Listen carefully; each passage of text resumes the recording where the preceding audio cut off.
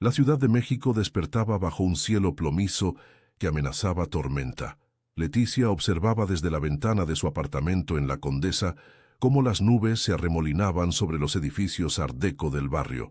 Era viernes por la tarde, 24 horas antes de su boda, y el aire húmedo parecía presagiar algo más que lluvia. Había pasado la mañana confirmando detalles con la florista y el salón de eventos en Polanco.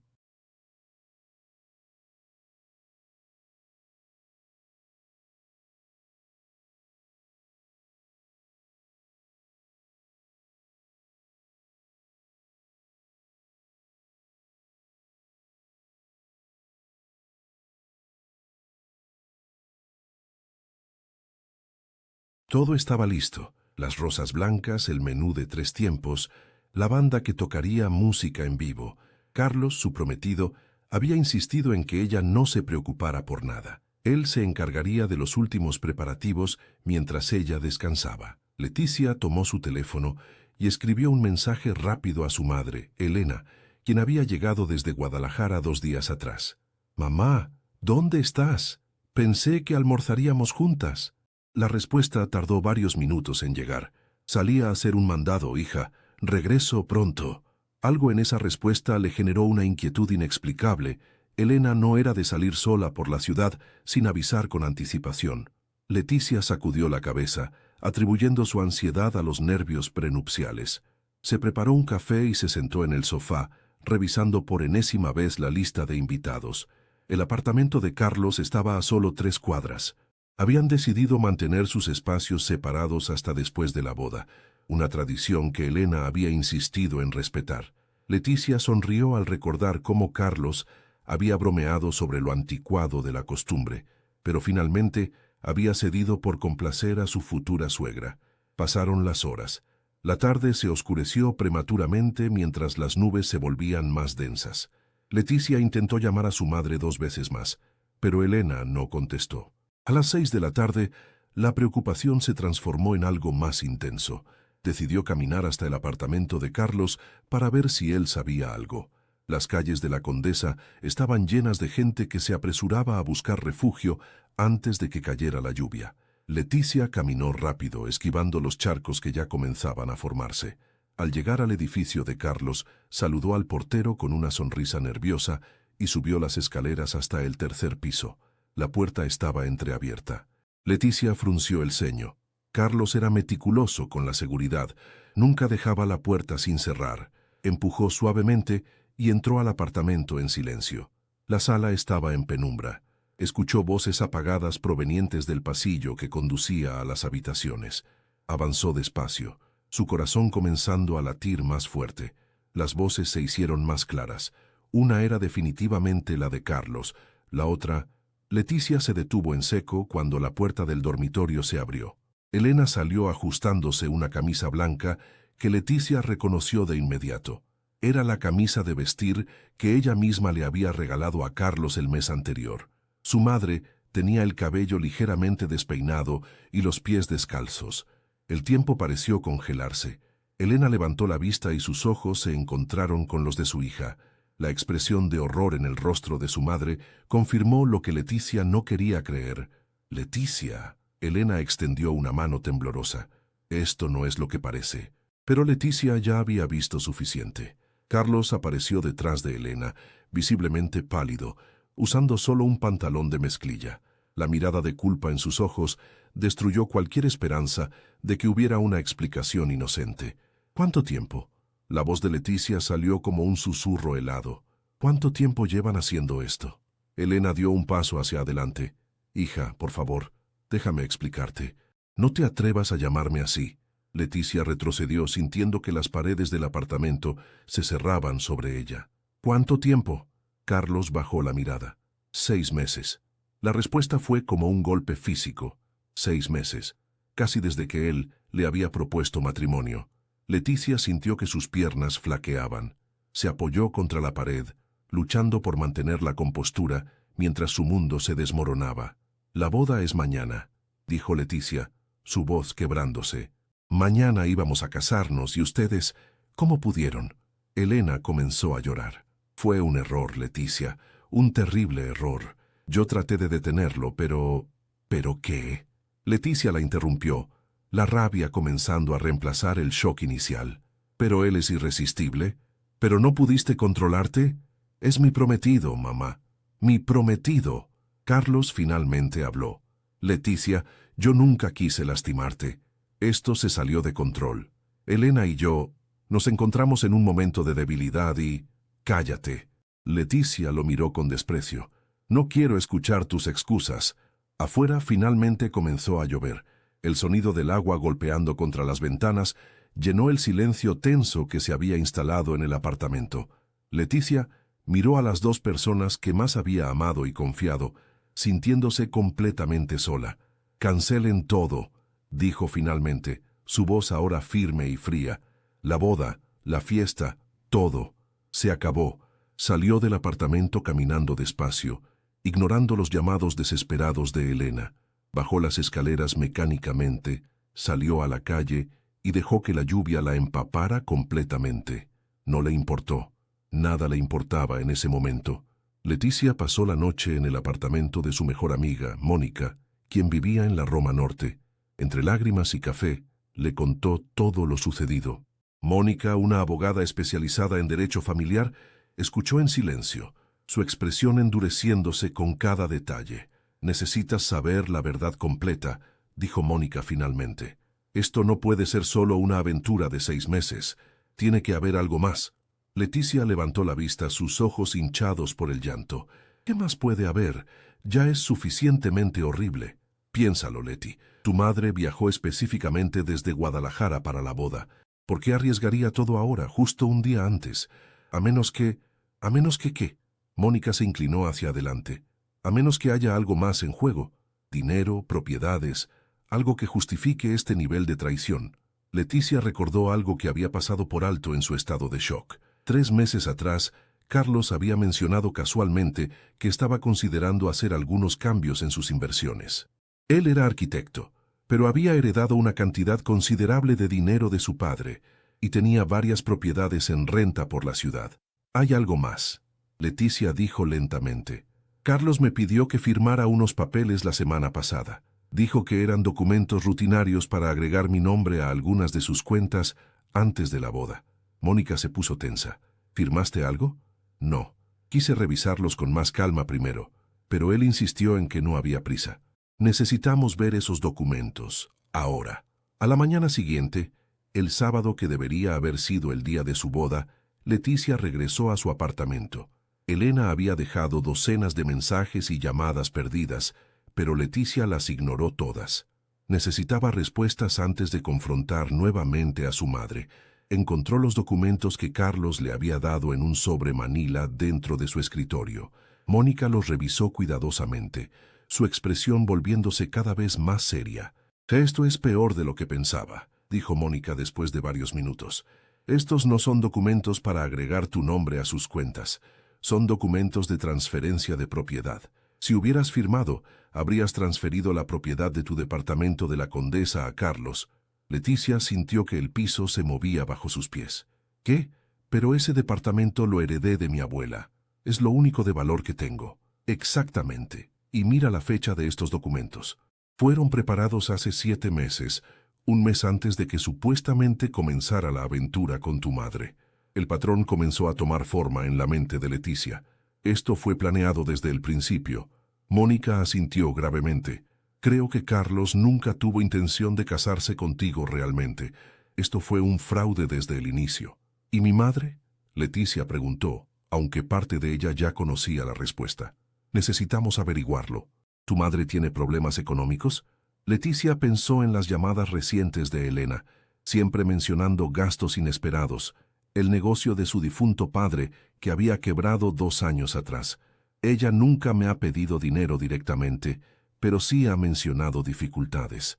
«Entonces es posible que Carlos la haya manipulado también.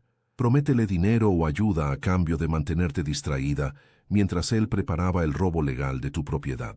La rabia que Leticia había sentido el día anterior regresó con fuerza renovada, pero esta vez estaba mezclada con determinación. «Necesito hablar con ella. Necesito escuchar la verdad directamente». Esa tarde, Leticia citó a Elena en un café neutral en la colonia del Valle. Su madre llegó con los ojos rojos e hinchados, claramente sin haber dormido. Se sentaron en una mesa apartada, y el silencio inicial fue pesado y doloroso. «Dime la verdad», Leticia comenzó sin preámbulos. «Toda la verdad. ¿Cuándo comenzó realmente? ¿Y por qué?» Elena respiró profundamente, retorciendo una servilleta entre sus manos. «Conocí a Carlos hace 8 meses, antes de que tú me lo presentaras oficialmente». Leticia sintió que su estómago se revolvía. «¿Qué?» «Él me buscó. Dijo que estaba enamorado de ti y quería pedirme tu mano apropiadamente, a la antigua. Me invitó a comer para conocerme mejor». Elena pausó, las lágrimas comenzando a correr por sus mejillas. «Fue encantador, atento. Me habló de sus planes contigo, de cómo quería cuidarte, y luego comenzó a hablar de mis problemas financieros. ¿Cómo sabía de tus problemas? Le investigó todo sobre nuestra familia. Sabía del negocio quebrado de tu padre, de las deudas que dejó, de que yo estaba a punto de perder la casa en Guadalajara». Elena sollozó. «Me ofreció ayuda. Dijo que pronto sería su esposa y que la familia era lo más importante para él». «¿Y te acostaste con él por dinero?» Elena negó con la cabeza violentamente. «No fue así. Él fue seductor, paciente. Me hizo sentir joven otra vez. Me hizo sentir vista. Y sí, también estaba la promesa del dinero. Pero para cuando pasó algo entre nosotros, yo ya había caído en su juego». Leticia cerró los ojos, luchando contra la náusea. «¿Sabías sobre los documentos? ¿Sobre su plan para robarme el departamento?» Elena levantó la vista bruscamente. «¿Qué documentos?» La genuina confusión en su rostro le dijo a Leticia que su madre, al menos en ese aspecto, había sido otra víctima. Le mostró los papeles que Mónica había revisado, explicándole lo que realmente significaban. El color abandonó el rostro de Elena. «Dios mío, Leticia, yo no sabía. Él nunca mencionó nada sobre tus propiedades. Solo habló de ayudarme con mis deudas después de que se casaran. ¿Y te dio algo? ¿Algún dinero?» «Un adelanto. 50,000 pesos el mes pasado. Dijo que era solo el comienzo, que después de la boda me ayudaría a saldar todo». Elena dejó caer la cabeza entre sus manos. «Fui una idiota, una tonta egoísta que traicionó a su propia hija por dinero y atención». Leticia sintió una mezcla de emociones, rabia, tristeza, pero también una extraña comprensión. Carlos había jugado con ambas, manipulándolas expertamente para su propio beneficio. «Necesito que me ayudes», Leticia dijo finalmente. «Necesito que me ayudes a detenerlo». Elena levantó la vista, esperanza mezclándose con temor en sus ojos. «¿Cómo? Todavía cree que puede convencerme de que firme esos documentos. Todavía piensa que tiene control sobre la situación». Leticia se inclinó hacia adelante. «Vamos a darle lo que quiere, o al menos vamos a hacer que crea que lo tendrá». Los siguientes 3 días fueron un torbellino de preparación cuidadosa. Mónica contactó a un colega suyo, un abogado penalista llamado Roberto Mendoza, quien había trabajado en casos de fraude y estafa. Juntos, diseñaron un plan para atrapar a Carlos en su propio juego. «Lo que necesitamos es evidencia concreta de sus intenciones», explicó Roberto durante una reunión en su oficina de Reforma. «Confesiones grabadas, documentos que prueben el fraude, testigos creíbles». Elena se ofreció como la primera pieza del plan. «Puedo hacer que hable. Todavía cree que me tiene bajo su control». Leticia miró a su madre, viendo por primera vez en días algo más allá de la traición. Vio a una mujer quebrada tratando de redimirse. Asintió lentamente. «Necesitarás usar un dispositivo de grabación. ¿Puedes hacer eso?» «Lo que sea necesario», Elena respondió con firmeza. El miércoles por la tarde, Elena visitó a Carlos en su apartamento. Llevaba un pequeño dispositivo de grabación escondido en su bolso, cortesía de un investigador privado que Roberto había recomendado. Leticia y Mónica esperaban en un auto estacionado en la calle, monitoreando la conversación a través de auriculares. «Carlos, necesitamos hablar», comenzó Elena una vez dentro del apartamento. «¿Sobre qué? Tu hija nos descubrió. Arruinaste todo». La voz de Carlos sonaba irritada, sin rastro del encanto que había usado para seducir a ambas mujeres. «Todavía puedes arreglarlo. Leticia está dispuesta a escuchar». Hubo una pausa. «¿De qué estás hablando?» «Fui a verla. Le dije que cometimos un error, que estábamos borrachos, que nunca volverá a pasar. Está devastada, pero... Elena hizo una pausa calculada. Está considerando perdonarte. Carlos rió con incredulidad. ¿Por qué haría eso? Porque te ama, y porque yo la convencí de que lo nuestro no significó nada. ¿Y tú por qué harías eso? Creí que querías estar conmigo. En el auto, Leticia apretó los puños al escuchar el tono burlón de Carlos. Mónica puso una mano reconfortante sobre su hombro. «Porque necesito el dinero que me prometiste», Elena respondió con una voz cuidadosamente diseñada para sonar desesperada. «Y sé que no lo conseguiré si ella no firma esos papeles». Ah, la satisfacción en la voz de Carlos era palpable. «Finalmente hablas con claridad. ¿Qué quieres exactamente?» «Quiero que me des el resto del dinero que prometiste. Y en cambio, me aseguraré de que Leticia firme los documentos de transferencia». Eso no era el trato original. El trato original era que te casarías con ella y luego me ayudarías. Ahora no habrá boda, así que necesito un nuevo arreglo. Otra pausa.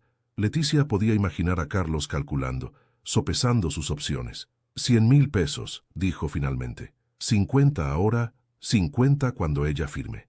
200.000. 100 ahora, 100 después. Carlos resopló. Estás volviéndote codiciosa, Elena. Estoy siendo práctica. Ese departamento vale fácilmente 3 millones de pesos.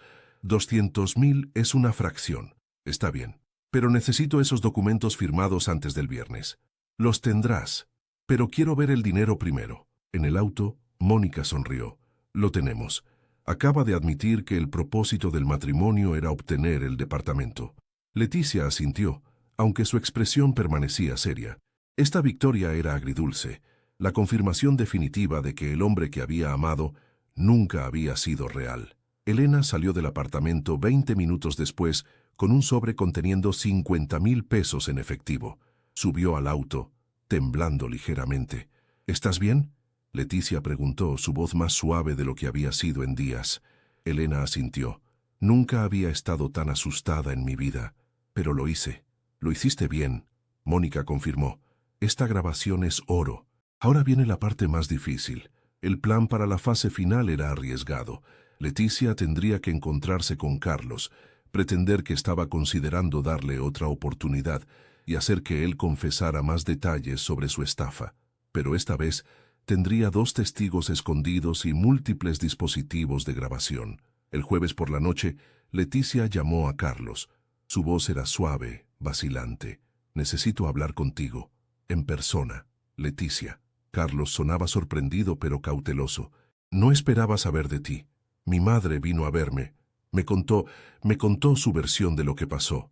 Leticia pausó, dejando que el silencio se alargara. «No sé si puedo perdonarte, pero necesito escuchar tu lado. ¿Dónde quieres encontrarnos?»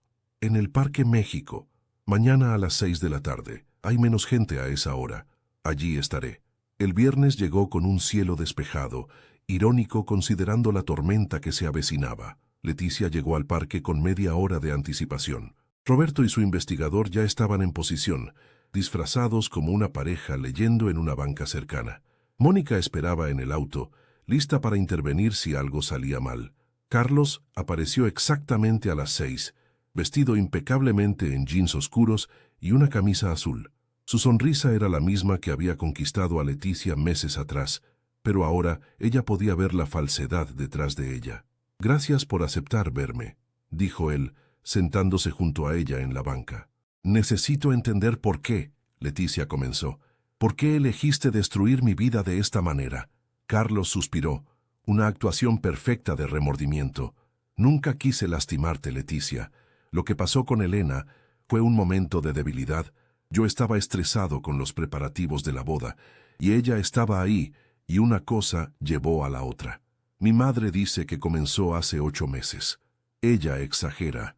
Fueron un par de encuentros nada más. ¿Y los documentos que me pediste que firmara?». Carlos pareció tensarse ligeramente. «¿Qué documentos?». «Los papeles para agregar mi nombre a tus cuentas. ¿O eso dijiste que eran?». «Ah, esos». Carlos se relajó visiblemente. «Sí, eran documentos bancarios estándar. Pensé que sería bueno combinar nuestras finanzas antes del matrimonio». «¿Por qué?». «¿Por qué qué? ¿Por qué combinar nuestras finanzas? Tú tienes mucho más dinero que yo. ¿Qué ganarías tú con eso? Carlos la miró y por un momento Leticia vio algo peligroso cruzar su rostro. Luego, la máscara encantadora regresó. Es una muestra de compromiso, Leticia, de confianza. Confianza. Leticia repitió la palabra lentamente, como la confianza que yo deposité en ti cuando acepté casarme contigo. Exactamente. Entonces, ¿no te importaría explicarme por qué esos documentos que me diste no eran para cuentas bancarias, sino para transferir la propiedad de mi departamento a tu nombre? El silencio que siguió fue absoluto. Carlos la miró fijamente, su expresión transformándose de confusión fingida a comprensión, y luego a algo más oscuro. ¿Quién te dijo eso? Los leí yo misma. Los revisó un abogado. Carlos se puso de pie abruptamente. Malinterpretaste los documentos, Leticia. Son complejos, legales. No los malinterpreté. Leticia también se puso de pie enfrentándolo. Planeaste esto desde el principio. Me cortejaste, ganaste mi confianza, sedujiste a mi madre para mantenerla distraída y cooperativa, todo para robarme la única propiedad de valor que tengo. Estás siendo paranoica. ¿Lo soy? Entonces explícame por qué le ofreciste a mi madre dinero a cambio de convencerme de firmar esos documentos. Explícame por qué nunca tuviste intención real de casarte conmigo. Carlos dio un paso hacia ella, su rostro contorsionado en furia. Tu madre es una mentirosa desesperada. No puedes creer nada de lo que dice. Tengo grabaciones, Carlos, de tu conversación con ella, de ti admitiendo todo. La transformación fue instantánea. El encanto desapareció completamente, reemplazado por una frialdad calculadora. Grabaciones ilegales no sirven en una corte. En México, las grabaciones son admisibles si al menos una de las partes involucradas en la conversación dio su consentimiento. Mi madre dio su consentimiento. Leticia sintió una oleada de satisfacción al ver la confianza de Carlos vacilar. Mónica, mi abogada, se aseguró de que todo fuera legal. Carlos retrocedió un paso, su mente visiblemente trabajando para encontrar una salida. ¿Qué quieres? ¿Dinero? Puedo darte dinero. No quiero tu dinero. Quiero justicia. Leticia, podemos resolver esto civilizadamente. Nadie tiene que saber nada. Yo desaparezco de tu vida. Tú guardas las grabaciones y todos seguimos adelante. No. La voz de Leticia era firme. No voy a dejarte libre para que hagas esto con otra mujer, con otra familia. Roberto y su investigador se acercaron entonces, mostrando sus identificaciones. Señor Carlos Mendoza, necesitamos que nos acompañe para hacer algunas preguntas sobre posible fraude y estafa. La cara de Carlos se puso blanca. Miró a Leticia con una mezcla de odio y miedo. Vas a arrepentirte de esto. Lo único de lo que me arrepiento, Leticia respondió calmadamente, es haber confiado en ti. 3 meses después, Leticia se sentaba en la terraza de su departamento en La Condesa, disfrutando de un café, mientras el sol de la mañana iluminaba la ciudad. El proceso legal contra Carlos continuaba, pero Roberto confiaba en que las evidencias eran sólidas. Había descubierto que Leticia no era su primera víctima. 2 mujeres más en Monterrey y Querétaro habían pasado por situaciones similares. Elena había regresado a Guadalajara, pero ahora hablaban regularmente por teléfono. La relación estaba lejos de estar completamente sanada, pero habían comenzado el proceso. Elena había accedido a ir a terapia, tanto individual como eventualmente familiar con Leticia. El dinero que Carlos le había dado fue devuelto como parte de la investigación. El arrepentimiento no borra lo que hice. Elena había dicho durante una de sus llamadas más recientes, pero voy a pasar el resto de mi vida tratando de compensártelo. Leticia había respondido con honestidad. No sé si alguna vez podremos volver a lo que teníamos, pero quiero intentarlo. Eres mi madre. Mónica visitaba frecuentemente, trayendo comida y compañía. Había sido su roca durante todo el proceso y su amistad se había profundizado de maneras que Leticia nunca había imaginado. ¿Cómo te sientes? Mónica preguntó durante una de esas visitas, sentándose junto a Leticia en la terraza. Más fuerte, Leticia respondió después de pensar un momento. Y más sabia, pero también más cautelosa. No sé si voy a confiar en alguien de la misma manera otra vez. Eso no es necesariamente malo. La confianza debe ganarse. Carlos te enseñó eso de la manera más dolorosa posible. Leticia asintió. Mi terapeuta dice lo mismo. Dice que estoy procesando trauma, pero que también estoy creciendo. ¿Y tu madre? Es complicado. Una parte de mí la odia por lo que hizo. Otra parte entiende que ella también fue manipulada, aunque sus acciones fueron inexcusables. Leticia pausó. Estoy aprendiendo a mantener ambas verdades al mismo tiempo. El departamento, la propiedad que casi pierde, se había convertido en un símbolo de su supervivencia. Leticia había redecorado completamente, eliminando cualquier rastro de Carlos o de los planes de boda que nunca se concretaron. Las paredes ahora lucían fotografías de sus viajes, obras de arte que había coleccionado, recuerdos de su propia vida independiente. Había comenzado a escribir también, documentando su experiencia en un blog anónimo sobre relaciones tóxicas y fraude romántico. Para su sorpresa, había resonado con cientos de personas que habían pasado por situaciones similares. Algunos comentarios eran de hombres que habían sido víctimas, otros de mujeres mayores que, como Elena, habían sido manipuladas. Leticia había encontrado una comunidad en su dolor compartido. Una tarde de abril, 4 meses después de la confrontación en el parque, Leticia recibió una llamada de Roberto. «Tengo noticias», dijo él. Carlos aceptó un acuerdo. Se declarará culpable a cambio de una sentencia reducida. ¿Cuánto tiempo?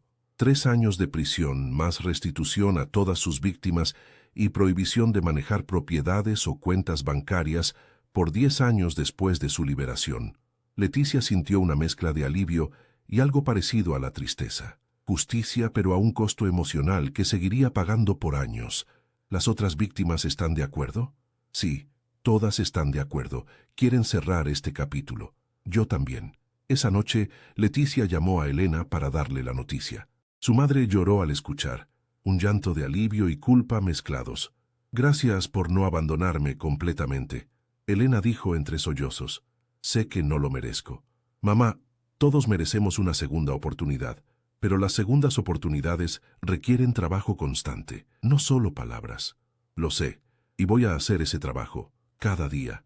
En junio, 6 meses después de aquel viernes fatídico, Elena visitó la Ciudad de México.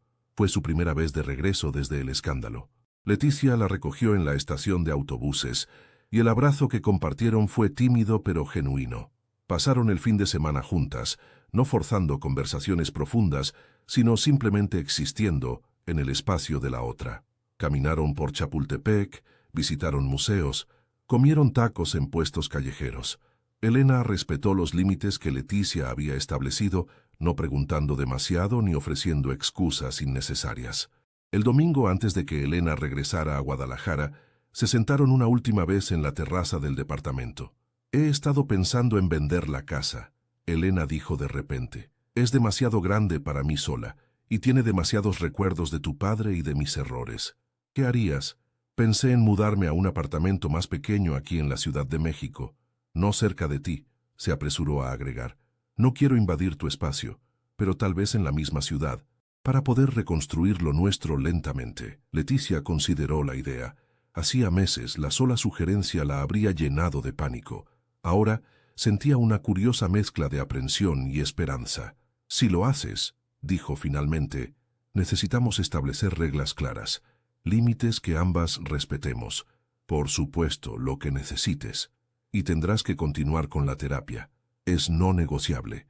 Elena asintió fervientemente. «Ya encontré una terapeuta aquí. He estado haciendo sesiones remotas mientras planeaba la mudanza». «Está bien entonces. Podemos intentarlo». El abrazo que compartieron esta vez fue más largo, más real. No borraba el pasado, pero construía un puente tentativo hacia el futuro. Agosto llegó con lluvia intermitente, las típicas tormentas vespertinas de la temporada. Leticia había comenzado a salir con un grupo de amigas que conoció a través de su blog, mujeres que entendían su experiencia sin que ella tuviera que explicar cada emoción. También había comenzado a considerar la idea de citas nuevamente, aunque todavía no se sentía lista. Su terapeuta la alentaba a tomarse su tiempo, a reconstruir su confianza en sus propios instintos primero. Una tarde, mientras trabajaba en su escritorio, Leticia recibió un mensaje de una de las otras víctimas de Carlos. Se llamaba Patricia, y había sido estafada 3 años atrás en Monterrey. «Gracias por ser tan valiente», decía el mensaje. «Tu testimonio me dio fuerza para testificar también. Nunca pensé que obtendría justicia». Leticia respondió con calidez. y las dos comenzaron una correspondencia regular. Descubrieron que tenían mucho en común. Ambas eran profesionales independientes. Ambas habían perdido confianza en su juicio. Ambas estaban reconstruyendo sus vidas ladrillo por ladrillo. «Creo que voy a escribir un libro», Leticia le confesó a Mónica una tarde. «Sobre todo esto, no solo mi historia, sino la de todas nosotras. Cómo nos manipulan, cómo sobrevivimos, cómo nos reconstruimos». «Hazlo», Mónica la alentó. «Tu voz es poderosa. Úsala». El departamento se había convertido en más que solo una propiedad. Era un símbolo de su resiliencia, de todo lo que había luchado por proteger y preservar. Cada habitación contaba una historia de supervivencia y renacimiento. Elena finalmente se mudó a la Ciudad de México en septiembre, a un pequeño apartamento en la Narvarte. Verdadero a su palabra, respetó los límites de Leticia, contactándola solo cuando habían acordado y nunca apareciendo sin invitación. Sus cenas mensuales se convirtieron en tradición. No eran fáciles al principio, el peso del pasado siempre presente, pero con cada encuentro el dolor se hacía un poco más ligero, el perdón un poco más posible. «Nunca voy a olvidar lo que hiciste», Leticia le dijo a su madre durante una de esas cenas, «pero estoy aprendiendo a vivir con eso, a ver tu humanidad junto con tu traición. Es más de lo que merezco». Elena respondió, lágrimas en los ojos. «Tal vez, pero es lo que elijo dar». En diciembre, casi un año después de aquella tarde devastadora, Leticia se paró nuevamente en la ventana de su departamento, mirando la ciudad extenderse ante ella. El cielo estaba despejado, el aire frío pero vigorizante. Había perdido mucho: su ingenuidad, su fe ciega en la bondad de las personas, la relación sin complicaciones que alguna vez tuvo con su madre. Pero también había ganado algo invaluable: conocimiento propio, fuerza forjada en el fuego del dolor y la comprensión de que sobrevivir no significaba olvidar, sino transformar. Su teléfono sonó. Era un mensaje de Mónica. «¿Cena mañana? Quiero celebrar el primer aniversario de tu libertad». Leticia sonrió. Sí, pensó. Eso era exactamente lo que era. Libertad. Libertad de las mentiras de Carlos. Libertad de sus propias expectativas ingenuas. Libertad para reconstruir su vida en sus propios términos. Respondió el mensaje con un simple «sí» y «gracias por todo». Mientras el sol comenzaba a ponerse, pintando el cielo en tonos de naranja y púrpura, Leticia se permitió sentir algo que había sido escaso durante los últimos meses: esperanza. No una esperanza ingenua, sino una esperanza templada por la experiencia, fortalecida por la supervivencia. El camino hacia adelante todavía sería difícil. Algunas heridas nunca sanarían completamente, pero ella estaba caminando ese camino con los ojos abiertos, con aliados a su lado, y con la certeza de que merecía algo mejor que lo que Carlos le había ofrecido.